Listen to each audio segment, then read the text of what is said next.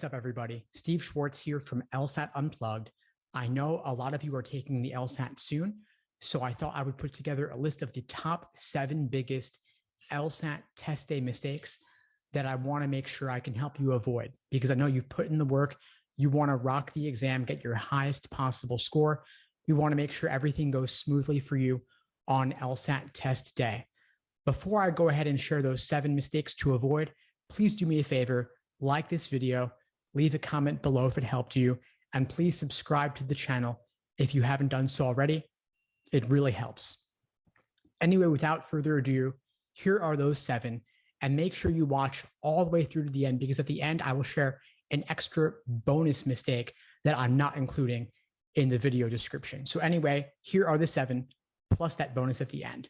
First off, not familiarizing yourself with the online Law Hub system. A lot of folks will take practice tests on paper using PDFs or using Khan Academy, for example, when none of those sources, even including the Khan Academy, look and feel like the actual ProctorU system. The only place that you can take practice tests that look just like ProctorU is on LSAC's Law Hub website. So make sure that you go and check out LSAC's Law Hub at lawhub.lsac.org. I've put a link in the description below, and they have a couple of exams you can take on there for free, even if you don't have the paid Law Hub subscription. Mistake number 2, focusing on the proctor. It's kind of weird, but with the ProctorU system, they can see you on video. You can't see them. They can type to you in a chat, or they can talk to you on audio, but you will not see them. Make sure that before the exam starts and the time starts, you ask them, please, if you have to speak to me for any reason, can you please pause the clock? This is a strictly timed exam. Every minute counts. Don't let the proctor's lack of knowledge about the importance of this exam or the time constraint prevent you from achieving your highest possible score. Ask them to pause the clock before the exam begins if they have to interrupt you. Mistake number 3, getting bogged down on tough questions and thinking it's the end of the world. Every question on the LSAT is weighted equally, so there's no reason to get overly stressed out or bogged down on particularly difficult questions. If you're getting stuck on something and not making headway, just flag it, skip it, hope to come back to it later. Even for me personally, and I've been teaching this exam since 2005, I'll still get stuck on tough questions, maybe 3 or 4 in a single logical reasoning section, but I'll flag them, not getting bogged down. I'll come back later, and then with a fresh perspective, I can break down out of that tunnel vision and often turn it from a guess between 2 into a correct answer. Mistake number 4, getting stressed out by the countdown timer. On LSAC's Law Hub and on the ProctorU official exam, there is a countdown timer at the top right of the screen. It can be a little bit stressful for some people, myself included, and so you can click it and make it disappear until there are only 5 minutes remaining if you prefer not to look at the countdown timer for the majority of the sections. So test this out. If you prefer not to have it there, just click and make it go away. Mistake number 5, getting stressed out or stuck on a previous section when you've already moved on.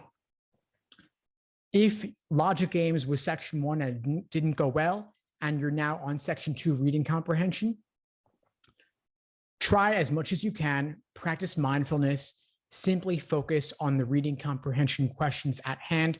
Logic games is done. There's nothing you can do about it at this point. And who knows, anyway, maybe it was the experimental section. So regardless, you can't change the past, move on, just do what you can to focus on the questions at hand. Obviously, this is easier said than done. One thing that can really help with this is practicing mindfulness, meditation, even just a couple minutes a day, even in that just the next day or 2, can really make a big difference in helping you let go of what you've already dealt with and can no longer control. Give it a shot, see if it can help you. Mistake number 6, thinking it's about this one test and this one test only. The LSAT is administered nearly every single month, and good news is you can always retake. So don't make the mistake of thinking this test before you is the end all be all.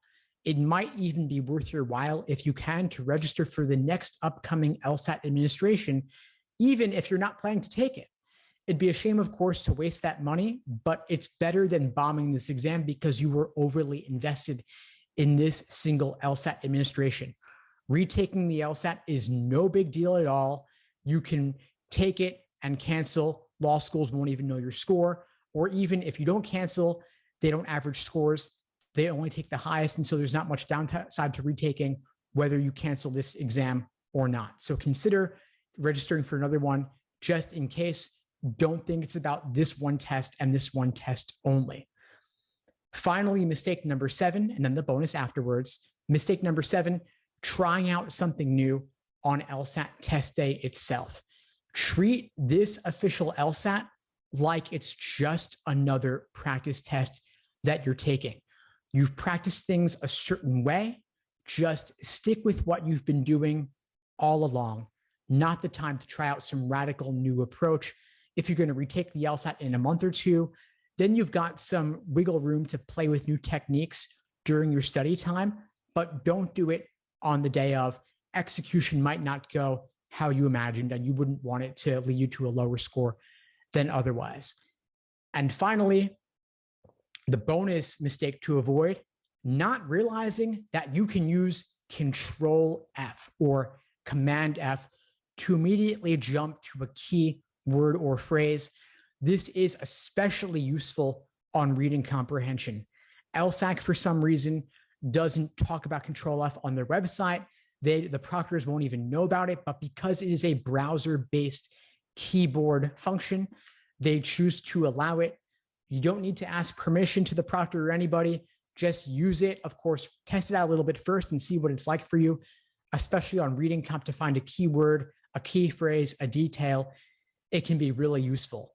Anyway, folks, that's all for now. I hope you found this video helpful. Please, again, like this video, leave a comment below, letting me know if you found this useful, letting me know your biggest key takeaway, and please subscribe to the channel if you haven't done so already. I'll be sharing a lot more in the very near future about retaking the LSAT, about law school admissions as well. So even if you're done with the LSAT in a couple days, I'm still here for you. And if you're looking for a quick cheat sheet of sorts, a quick summary of LSAT basics as a quick review before test day, I've got a free, easy LSAT cheat sheet link in the description below this video. Anyway, folks, that's all for now. You can always reach me, Steve Schwartz, at help@lsatunplugged.com. Thanks for watching again. In the meantime, I wish you all the best and take care. Thanks for tuning into the show. Please subscribe if you haven't done so already to be notified of new episodes as I release them. And feel free to reach out if you need anything at all as you move forward with your prep. I'm happy to help however I can. In the meantime, I wish you all the best and take care.